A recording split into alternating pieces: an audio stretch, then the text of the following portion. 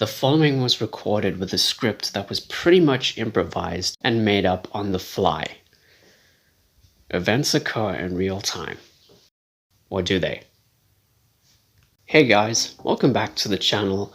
Today I'm going to be reviewing 24 Legacy. So 24 Legacy is a spin-off set in the same universe as the original series and takes place 3 years after 24 Live Another Day. It takes place in Washington DC, and just like Live Another Day, it comprises of 12 episodes with a time jump occurring in the finale. It follows Eric Carter, a former US Army Ranger servant, as he seeks the help of CTU when several of his former squad mates are being hunted one by one. Why?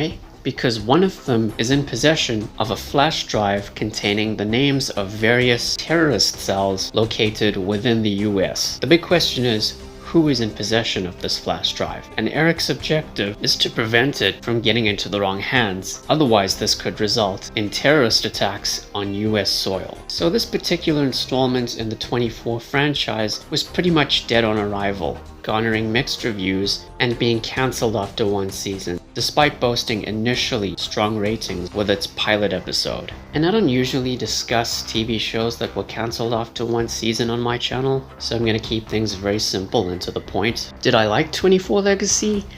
Not really. It's not terrible, but it's just okay at best. So let's get into it.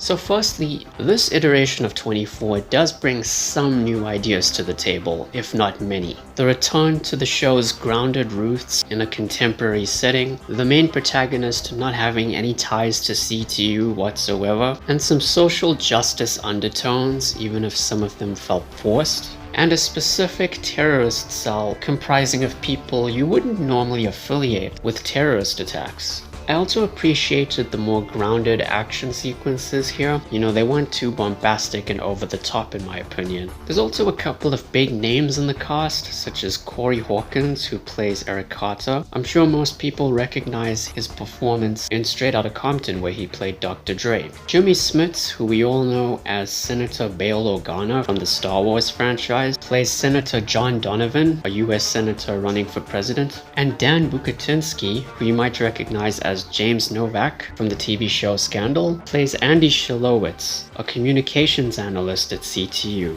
And he so happens to be paired with Mariana Stiles, an analyst who is actually a cousin of Edgar Stiles from the original series. Out of all the new characters, I'd say the best one is probably Rebecca Ingram, a former national director of CTU and the wife of Senator Donovan. She shares a lot of parallels with Jack Bauer himself, given her unorthodox methods in tackling the current situation. But of course, the biggest selling point with this season was the return of Tony Almeida, played once again by Carlos Bernard. And for the most part, I enjoyed the way he was utilized. You know, he's this sort of mercenary with dirty tactics, and is instrumental in aiding Rebecca Ingram's efforts. And, well, unfortunately, that's all I liked about 24 Legacy. There's not much else.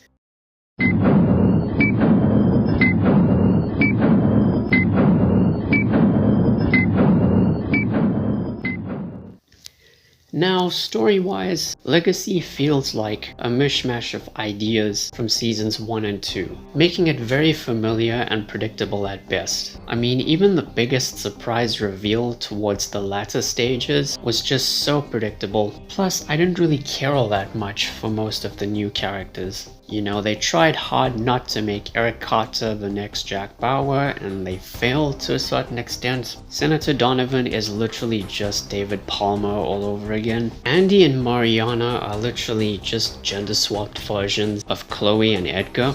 And the villains were your typical Islamic fundamentalists whose motives were too similar to that of the villains from season 1 of the original show. Despite consisting of only 12 episodes, this season somehow lacked an efficient sense of urgency. You know, every once in a while things feel like they're slowing down instead of maintaining a frenetic pace. And the finale to this season is arguably the weakest finale in 24 history. There's a fight scene ruined by horrendous jump cut editing, a major character death could have easily been avoided, and they even try to emulate the emotional impact of a specific scene from the Live Another Day finale. You know, they even reuse the same music, but it just doesn't work, or it's just not as effective.